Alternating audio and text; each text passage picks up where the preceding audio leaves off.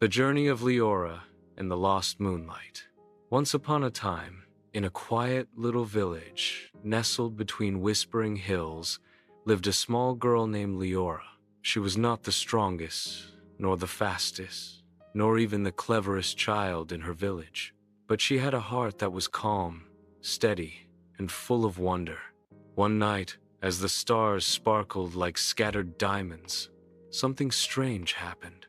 The moon, which always shone bright and silver, suddenly dimmed. Its light grew weaker and weaker until it seemed to vanish completely. The villagers looked up in fear. Without the moonlight, the rivers will lose their shimmer, the owls will not find their way, and the dreams of children will fade, they whispered. Liora felt something stir inside her chest. She didn't know why, but she believed the moonlight was calling her.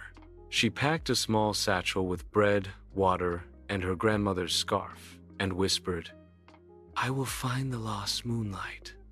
Then, she stepped into the night.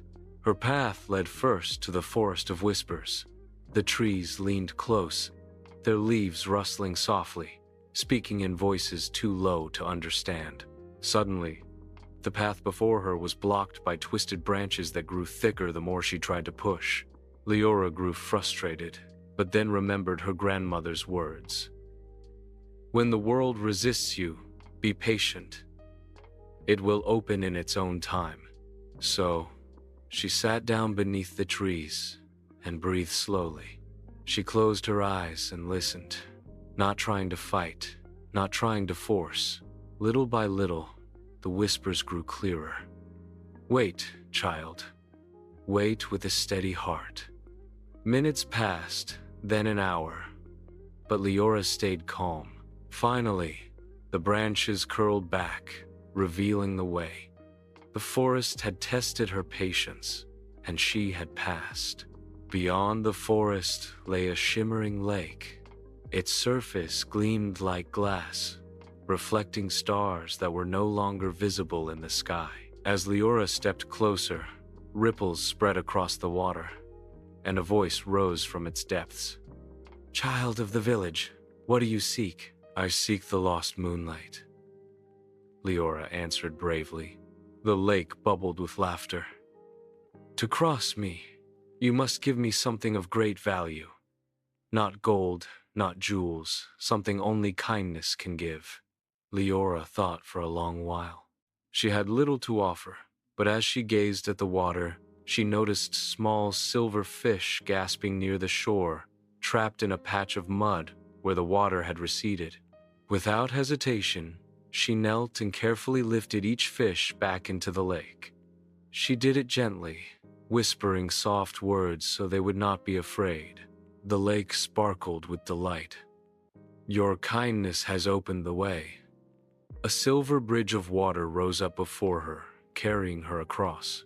Her journey continued into the Valley of Clouds. Here, the clouds were alive, fluffy giants that danced and twirled like children at play. But as Liora entered, a great storm cloud loomed, blocking her path. Its voice boomed like thunder. "Turn back! You are too small, too weak. You will never reach the moonlight." For a moment, Liora's heart trembled. The storm's words echoed her own secret doubts. But then, she remembered another truth. What comes cannot always be changed, but how you face it can.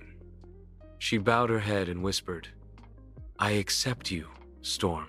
You are fierce, but you are not my enemy." The storm cloud rumbled, confused. No one had ever spoken to it with such calm acceptance.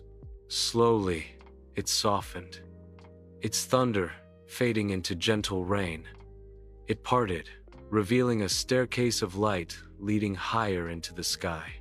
Step by step, Liora climbed, until she reached the top of the world, where the moon rested behind a veil of shadows. There, she found the Moon Guardian, a creature with wings of starlight and eyes like deep space. The Guardian spoke with sadness. "The moonlight is not lost, child. It has hidden itself because the world has forgotten how to live in balance with patience, kindness, and acceptance. Only a heart that carries these virtues can bring the light back. Liora felt a warmth inside her chest, stronger than fear, stronger than doubt. She realized the truth. The light was not something to find, but something to awaken. She placed her hand over her heart, and as she did, a soft glow spread from her chest into the air. The glow grew brighter, spilling across the sky, wrapping around the moon like a silver embrace. The moonlight returned, shining even more beautifully than before. The rivers sparkled, the owls found their way, and the dreams of children danced once more. The moon guardian bowed to her. "You have shown the true strength of the spirit. Remember, the light you sought was always within you."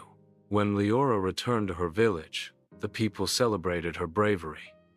But she only smiled gently and said, "I was not brave. I was simply patient, kind, and calm. That is all the strength the world truly needs." And from that day on, whenever the moon shone bright, the villagers remembered that even the smallest heart could carry the greatest light.